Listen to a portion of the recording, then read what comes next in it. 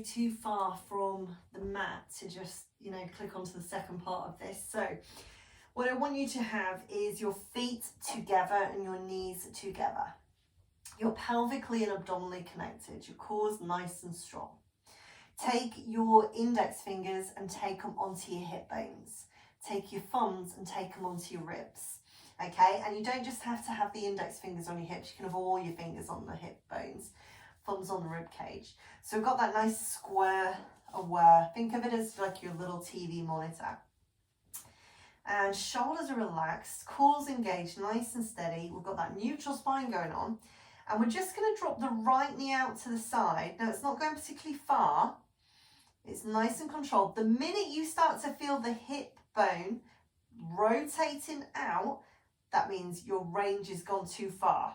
So we want the point just before, and we're alternating. So we're just taking it out to the side, only as far as we can. We're keeping both the hips facing up. So taking it out, nice and steady, control, bringing them back together. And we're breathing in as we go out, and breathing out as we bring it back, and remembering that lateral breath. So we're breathing into the rib cage, remember. Just nice and steady, controlled.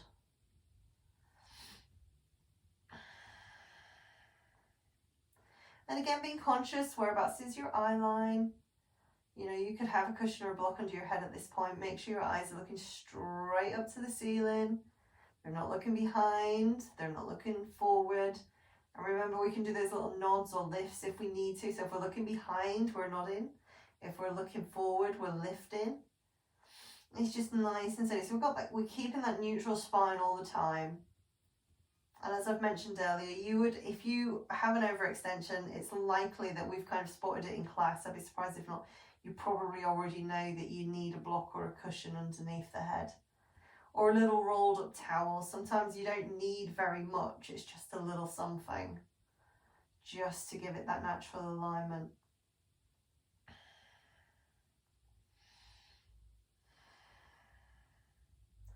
So let us do the last two. And then this time we can do both together.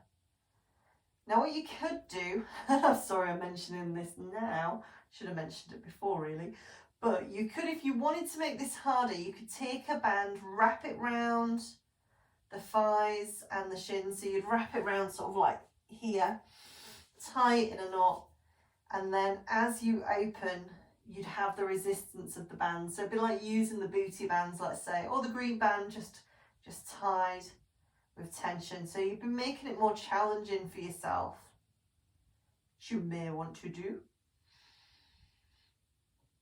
And of course, we're breathing in, breathing out.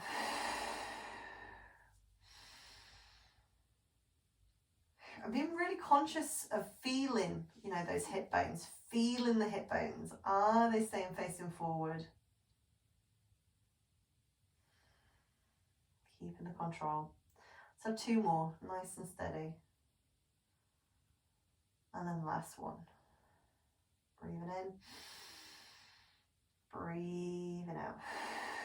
Gently roll it onto your side now.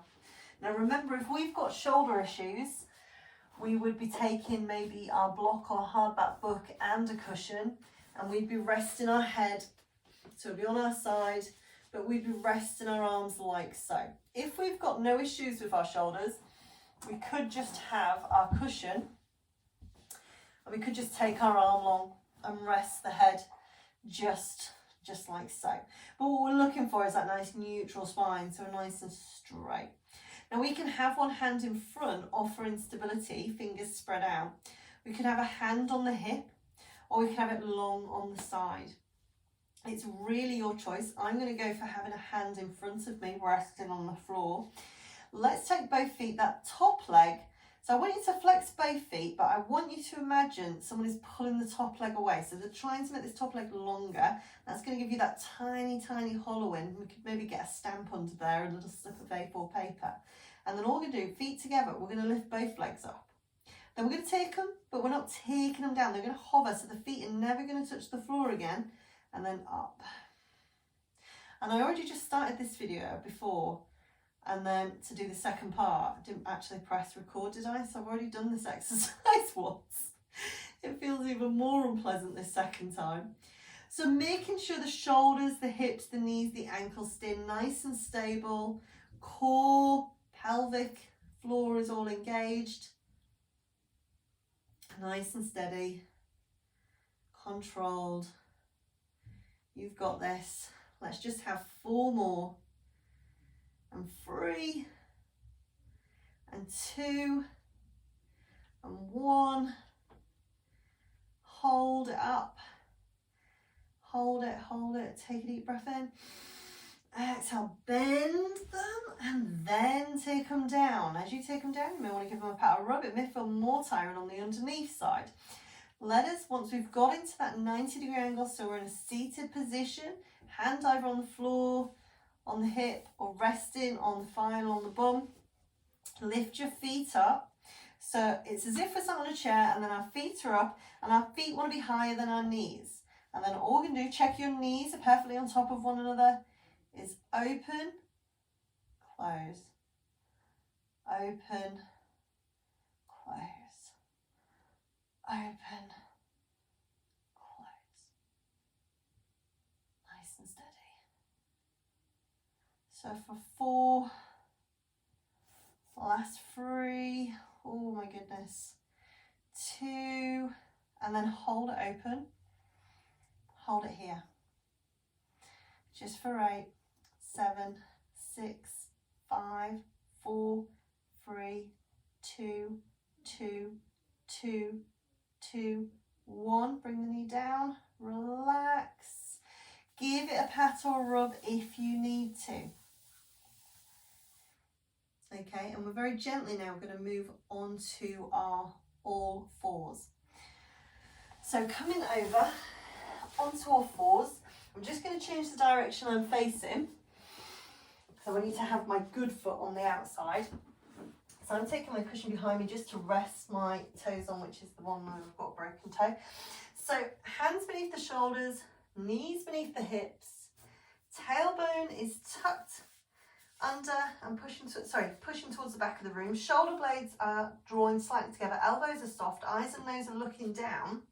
And very gently, all we're going to do is those little tucks. So tuck under and back. So those lumbar tucks, you know them well. Nice and steady.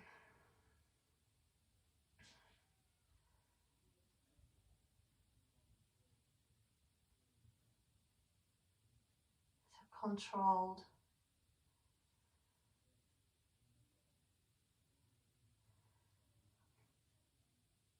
Okay, let's just have 2 more. Remember, it's just the lumbar spine that's moving.